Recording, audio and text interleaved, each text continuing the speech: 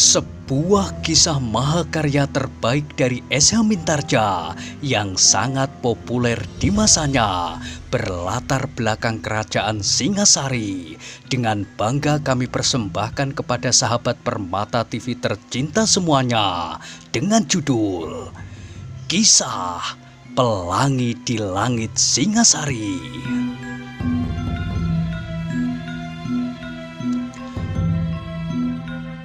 Pada kesempatan yang sangat baik ini, kita masuk pada episode yang ke-177.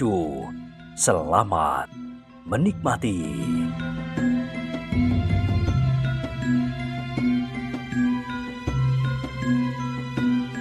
Pada episode sebelumnya telah diceritakan, terpatah-patah Ken Arok itu kemudian berkata, "Maaf Ki Buyut, maaf. Aku telah benar-benar menjadi bingung." Ki Buyut Panawijen tidak segera menyahut. Dipandanginya saja anak muda itu dengan beribu pertanyaan di dalam dadanya. Tetapi kemudian orang tua itu pun dapat menangkap kegelisahan yang sangat telah mengganggu Ken Arok. Tiba-tiba orang-orang yang berada di dalam gubuk itu terkejut ketika Ken Arok berkata, "Tinggalkan aku sendiri, tinggalkan aku sendiri." Prajurit yang berada di dalam gubuk itu saling berpandangan dan mereka mendengar Ken Arok berkata, "Kenapa kalian berdua belum juga meninggalkan tempat ini? Aku sudah minta maaf kepada kalian. Bahkan aku pesan kepadamu berdua. Aku minta maaf pula kepada setiap prajurit yang menjadi gelisah dan tersinggung karena sikapku. Aku sudah berkata pula bahwa yang mengambil semua pakaianku dan menggantinya dengan rumput-rumput kering adalah tamuku semalam. Nah, tinggalkan aku." Ken Arok berhenti sejenak, lalu suaranya menurun lemah. "Tetapi semuanya ini bukan lelucon yang menyenangkan." Kedua prajurit itu pun kemudian berdiri sambil berkata, "Kami minta diri. Silahkan, aku minta maaf untuk yang kesekian kalinya."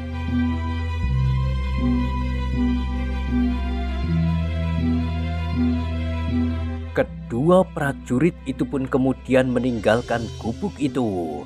Beberapa langkah mereka berpaling.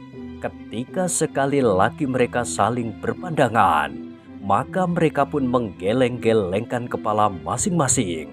Mereka seolah-olah saling bertanya apakah yang sebenarnya telah terjadi. Tetapi mereka pun bersama-sama menyadari bahwa mereka tidak tahu apa-apa tentang Ken Arok dan tamunya. Meskipun kedua prajurit itu telah meninggalkan gubuk Ken Arok, namun Ki Buyut masih saja duduk di samping Ken Arok. Ia sebenarnya ingin mengetahui kenapa anak muda itu menjadi sangat gelisah.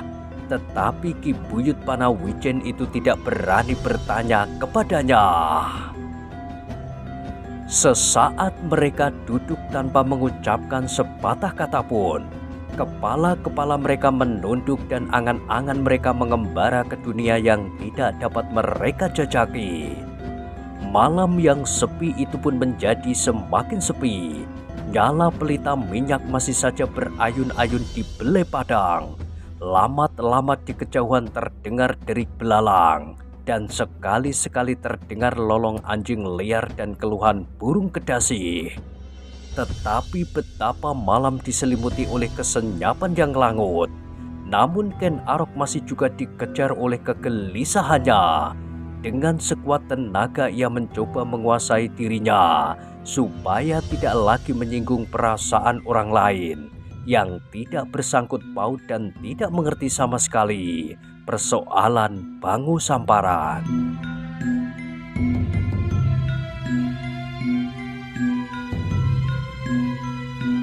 Ki Buyut Panawijen, seorang yang telah cukup banyak makan asin pahitnya kehidupan, dapat menghubungkan kegelisahan Ken Arok itu dengan tamunya semalam, yang menurut dugaan Ken Arok telah membawa segenap sisa pakaiannya, kecuali yang dipakainya itu.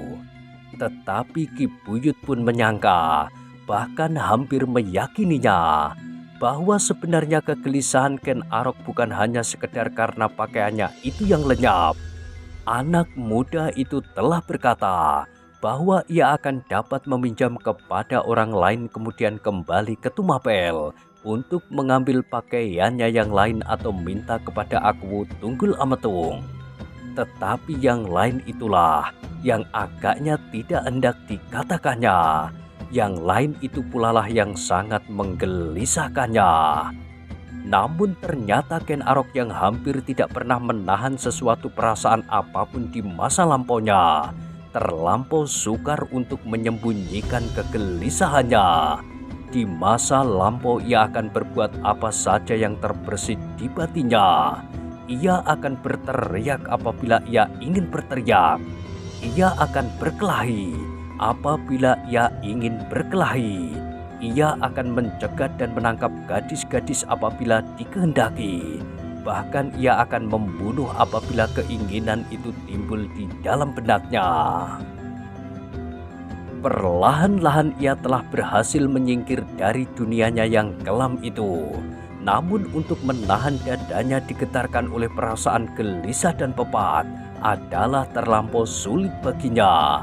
Karena itu maka tanpa disangka-sangka oleh Ki Buyut Panawijen, Ken Arok itu kemudian berkata, "Ki Buyut, aku telah berbohong. Aku telah mencoba membohongi Ki Buyut." Ki Buyut Panawijen mengangkat wajahnya. Kini ia tahu kenapa Ken Arok menyangkanya bahwa ia tidak mempercayai kata-kata anak muda itu. Orang yang telah cukup berumur itu segera dapat mengerti apa yang menyebabkan Ken Arok berbuat demikian. Perasaannya sendirilah yang mengatakannya bahwa ia telah berbohong, bahwa kata-katanya itu tidak dapat dipercaya. Namun karena itu pula Ki Buyut Panawijen menjadi kagum akan kejujuran hatinya. Hatinya yang masih cukup terbuka dalam kesederhanaannya. "Ki Buyut," berkata Ken Arok terbata-bata, "Bangu Samparan sama sekali bukan hanya sekedar temanku."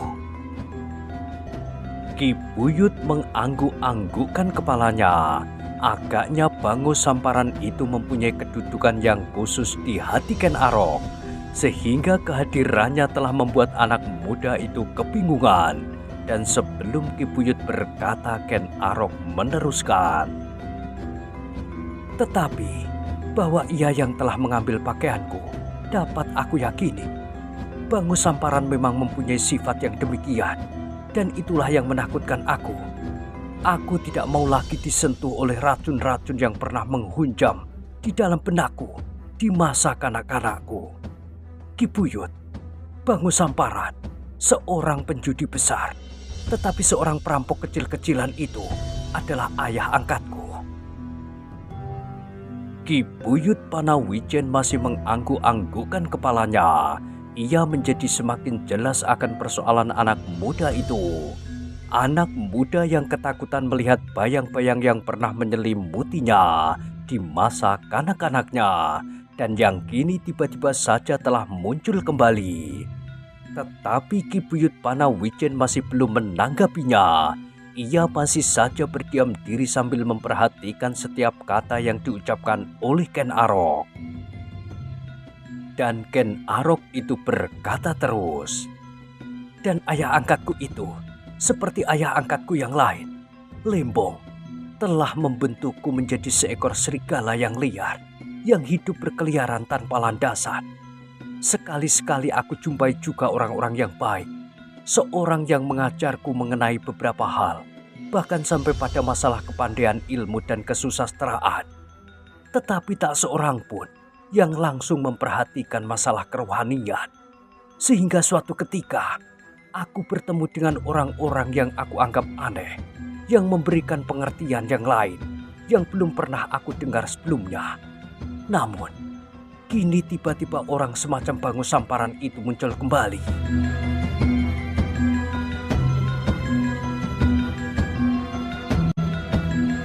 Ki Buyut Panawijen mengerutkan keningnya. Perlahan-lahan orang tua itu pun berkata, "Anak mas, kehadiran orang-orang yang tidak kau kehendaki itu, jadikanlah alat untuk melihat diri sendiri. Bukankah kehadiran Bango Samparan dapat memberikan sekedar kenangan atas masa lampau itu?" Dan Angger sudah menyadari bahwa masa lampau itu sama sekali tidak menyenangkan. Nah, dengan demikian, maka Angger akan dapat semakin menjauhkan diri dari kehidupan masa lampau itu dengan menghayati hidup ini dengan sebaik-baiknya, hidup yang telah kau ketemukan dengan cara dan jalan yang kau kehendaki. Kini Ken Aroklah yang mengangguk-anggukkan kepalanya.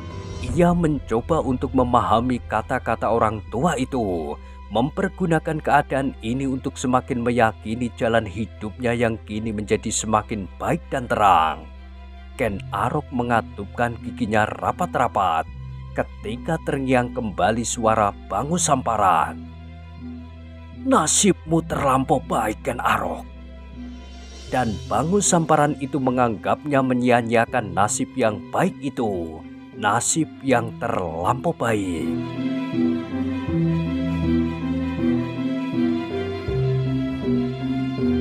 "Anak mas," berkata Ki Buyut Panawijen, "memang kita seakan-akan dibiarkan berdiri di persimpangan jalan.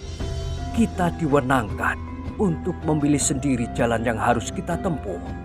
Tetapi kita sudah mendapat petunjuk kemana jalan-jalan itu akan menuju." Ken Arok mengangguk-anggukkan kepalanya. Ia pernah juga mendengar dahulu pada saat ia masih mengembara di padang karautan bahwa jalan yang menuju ke arah keselamatan abadi bukanlah jalan yang paling luas dan rata. Bukan pula jalan yang dianut oleh jumlah yang lebih banyak, tetapi adalah suatu keyakinan tentang keselamatan abadi. Betapapun jeleknya yang harus dilalui, betapapun sunyinya, namun keyakinan itu harus digenggamnya.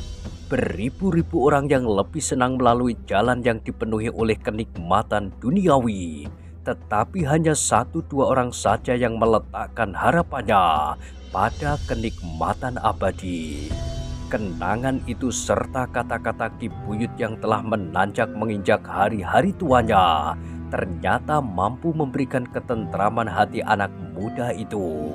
Ia tidak lagi takut mendengar kata-kata Bango Samparan. Seandainya kini Bango Samparan datang lagi kepadanya dan mengulangi semua kata-katanya, maka hati Ken Arok tidak akan guncang lagi.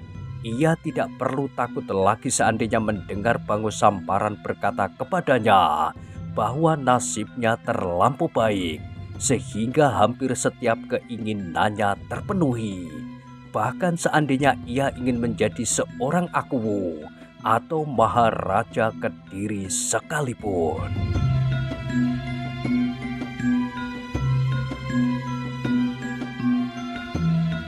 Ken Arok menarik nafas dalam-dalam.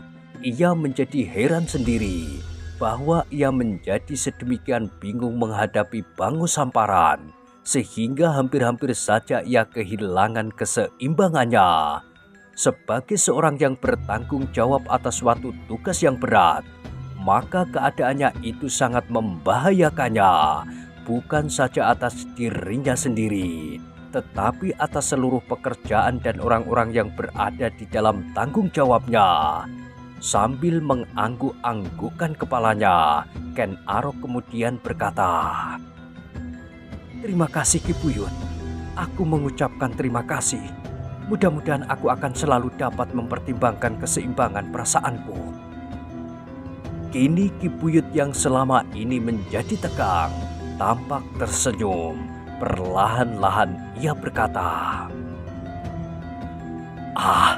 "Sudahlah Ngger, setiap peristiwa akan dapat dijadikan pengalaman yang baik, asal kita dapat menempatkan pada tempat yang wajar. Selamat malam. Aku akan kembali dan beristirahat. Besok kita masih harus bekerja keras. Bendungan itu hampir siap. Kalau air sudah mengalir lewat induk susukan yang membelah padang ini, maka kita tidak perlu mengangkat air dengan lodong-lodong bambu untuk setiap hari menyiram pepohonan yang sudah mulai rimbun itu, terutama di taman yang sedang dipersiapkan.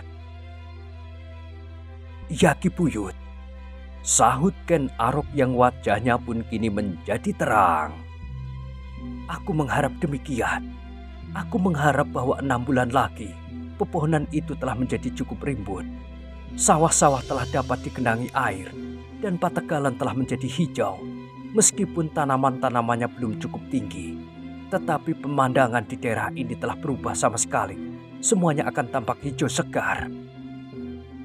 Begitulah, Ngger. Mudah-mudahan, desis Ki Buyut Panawijen. Dan kini aku minta diri. Ki Buyut itu pun kemudian meninggalkan Ken Arok seorang diri.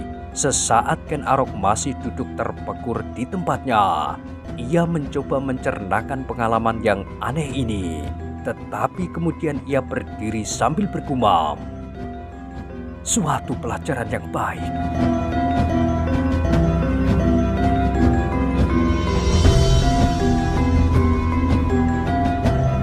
Tanpa disadarinya, maka mulailah tangannya menyambar makanan yang disediakan untuknya. Ia belum sempat memakannya, karena sejak ia kembali ke gubuknya, ia menjadi sibuk karena seonggok rumput kering. Gila benar Bang Samparan. Ken Arok menggerutu, tetapi kali ini tidak karena kata-katanya yang dapat meracuni dirinya, tetapi karena tubuhnya yang menjadi gatal-gatal. Aku harus mencari ganti pakaian. Gumamnya kemudian sambil mengunyah makanannya. Kalau tidak, maka sisa malam ini tidak akan dapat aku pergunakan sebaik-baiknya untuk beristirahat. Dan malam itu Ken Arok terpaksa membangunkan seorang prajurit yang terdekat dari gubuknya untuk meminjam pakaian. Tetapi agaknya prajurit itu terlampau malas, sehingga pakaiannya yang tidak dipakainya semuanya masih belum dicucinya, kecuali sepasang yang akan dipakainya sendiri besok. Sambil bersungut-sungut Ken Arok terpaksa membangunkan orang lain dan meminjam pakaian daripadanya. Hari-hari berikutnya maka Ken Arok seolah-olah mendapat dorongan untuk bekerja lebih keras dari hari ke hari, maka kedatangan Bangu Samparan telah dilupakannya. Ia telah mendengar laporan dari kedua orang prajurit yang melaporkan hilangnya Mahesa Agni ke Tumapel, dan ia telah menyuruh 2 orang yang lain untuk mengambil pakaiannya yang ditinggalkannya di baraknya di Tumapel. Bahkan Ken Arok telah mengirim orang yang lain untuk menyampaikan rencananya kepada Aku Tunggul Ametung, supaya pekerjaannya tidak terlambat. Ken Arok minta dikirim beberapa kelompok prajurit untuk membantunya mengerjakan pekerjaannya yang akan dilakukannya siang dan malam. Sehari demi sehari telah terlampaui. Saat perkawinan Agung menjadi semakin dekat, betapa hati Ken Dedes menjadi semakin sedih. Namun ia tidak dapat menunda hari-hari yang telah ditentukan. Bahkan sudah mulai dipersiapkan dengan teliti. Setiap kali ia hanya dapat menumpahkan kepahitan hatinya kepada emban pamomongnya yang dibawanya dari Panawijen, terhadap emban yang lain, bahkan terhadap Matri yang selalu melayaninya dengan baik. Ia tidak mengatakan sepatah kata pun. Emban tua yang dibawanya dari Panawijen itu selalu berusaha untuk menghiburnya, membesarkan hatinya, dan menasehatinya supaya gadis itu mendapatkan ketentraman. Adakah lebih baik demikian, Tuan Putri? Berkata emban itu suatu kali. Lebih baik perkawinan itu segera terjadi. Bahkan Tuan telah berada di sini cukup lama. Apakah kata orang, apabila hal itu akan berkepanjangan? Betapapun juga aku adalah seorang laki-laki muda, sedangkan Tuan Putri adalah seorang gadis yang cantik. Ah, Ken Dedes berdesah, tetapi emban tua itu segera memotongnya. Sudah tentu Tuan Putri dan Tuanku Aku Tunggul Ametung akan menjaga diri masing-masing. Namun orang-orang di luar istana, apalagi yang tidak senang melihat kehadiran Tuan Putri di sini, akan dapat mengatakan hal-hal yang tidak baik, seolah-olah Tuanku bukanlah seorang permaisuri, seolah-olah Tuan Putri hanya sekedar seorang selir.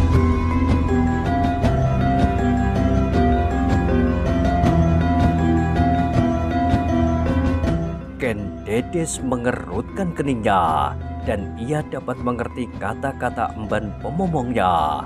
Apabila demikian, sejenak ia dapat menahan hatinya, pasrah diri dalam kepahitan.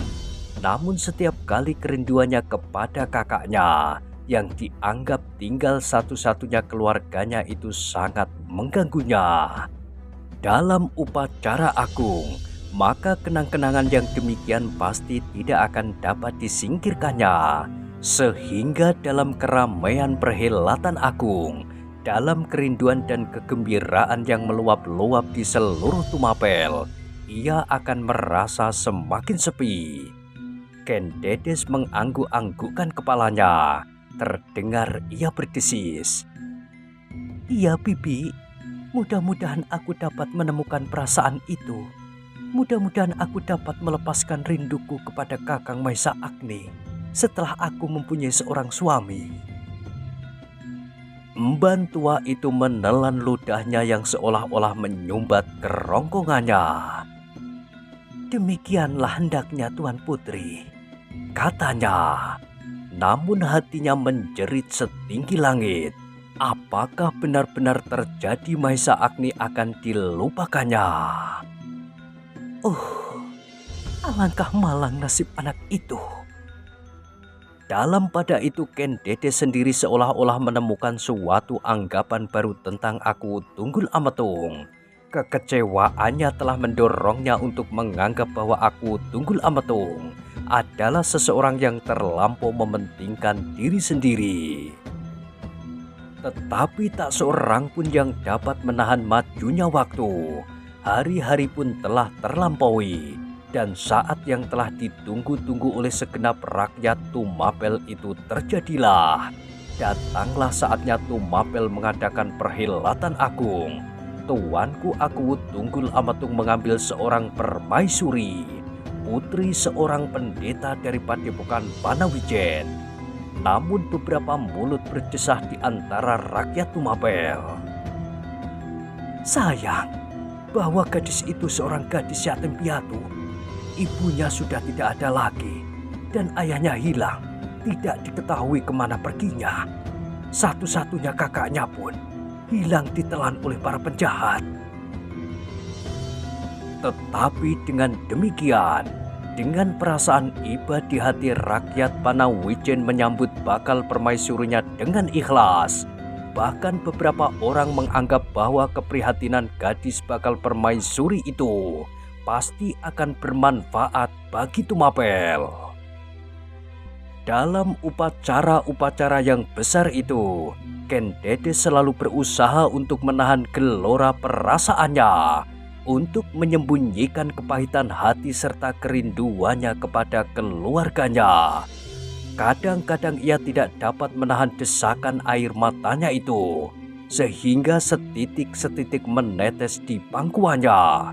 Kadang-kadang bayangan wajah ayahnya yang tua membayanginya, kemudian disusul oleh kenangan atas Maisa Agni yang kekar dan perkasa, yang telah melepaskannya dari berbagai macam bencana.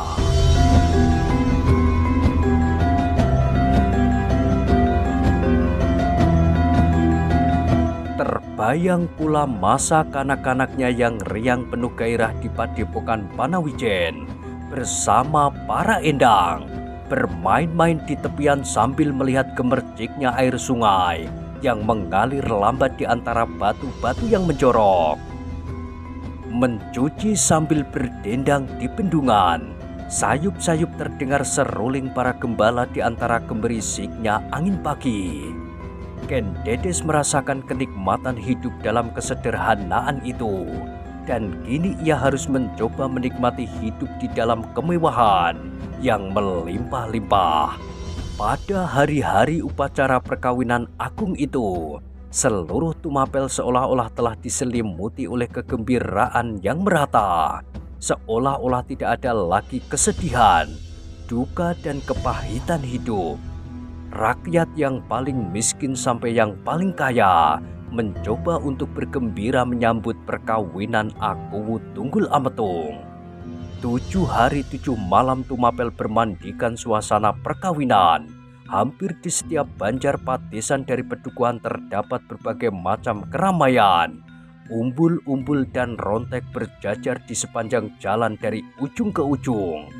Di pinggir-pinggir desa, anak-anak meneriakkan keriangan hati mereka sambil menggenggam berbagai macam makanan dan permainan.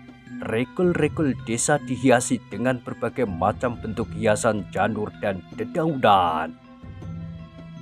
Setiap wajah rakyat Tumapel menjadi cerah. Mereka tidak memikirkan kesulitan hidup yang kadang-kadang mereka jumpai. Mereka melupakan sejenak kesibukan mereka sehari-hari, kesibukan kerja untuk menghidupi keluarga mereka. Tetapi wajah Ken Dedes sendiri tidak secerah wajah rakyat yang menyambut pengangkatannya menjadi seorang permaisuri.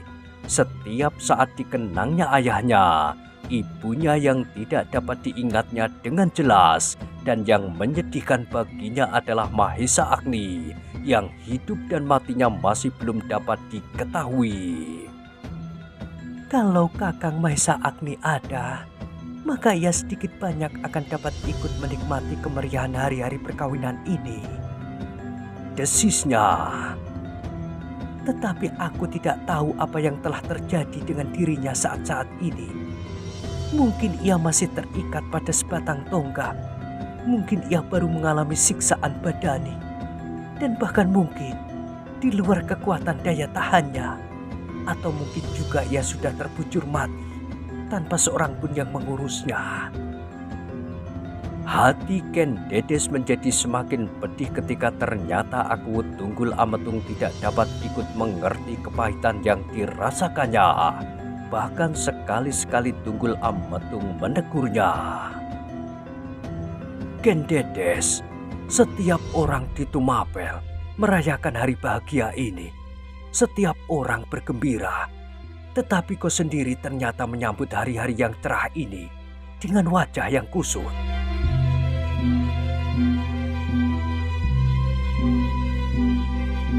Ken Dedes tidak dapat mengatakan sepatah kata pun juga.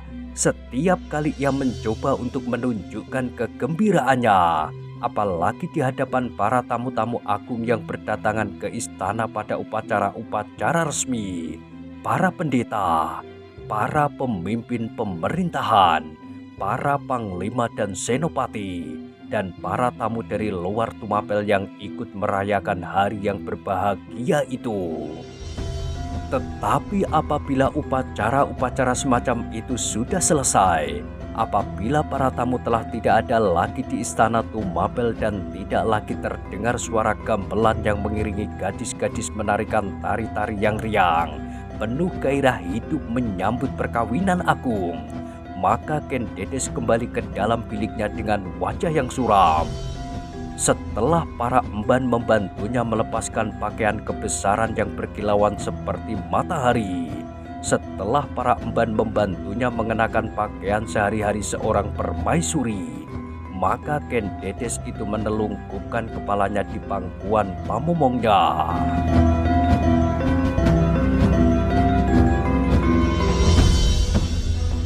Para emban yang meninggalkannya di dalam biliknya berdua dengan emban tua yang dibawanya dari Panawijen masih mendengar gadis itu terisak-isak. Namun sambil tersenyum para emban itu saling berbisik. Oh, alangkah bahagianya gadis Panawijen itu. Ia menangisi karunia yang tidak pernah diimpikannya di masa kanak-kanak. Sebagai seorang gadis padepokan yang terpencil, maka ia kini berada di sentong tengen istana Tumapel. Kegembiraan yang meledak telah menyebabkan ia tidak dapat menahan diri. Bukankah kalian mendengar Tuan Putri itu menangis? Ah, bukankah itu sudah sewajarnya? Kau pun akan menangis seandainya tiba-tiba kau diambil menjadi seorang istri senopati saja. Apalagi menjadi seorang permaisuri. Kau pasti tidak akan dapat merasakan betapa bahagianya, sebab kau akan mati membeku karena kegirangan.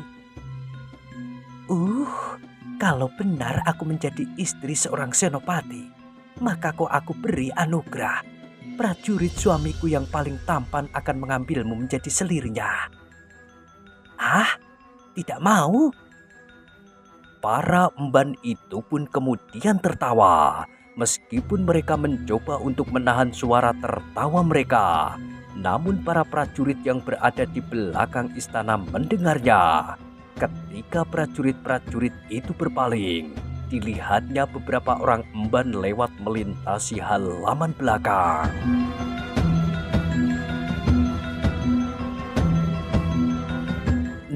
Nah, bagaimanakah kisah selanjutnya? Silahkan ikuti terus kisah Pelangi di Langit Singasari pada episode berikutnya. Sampai jumpa.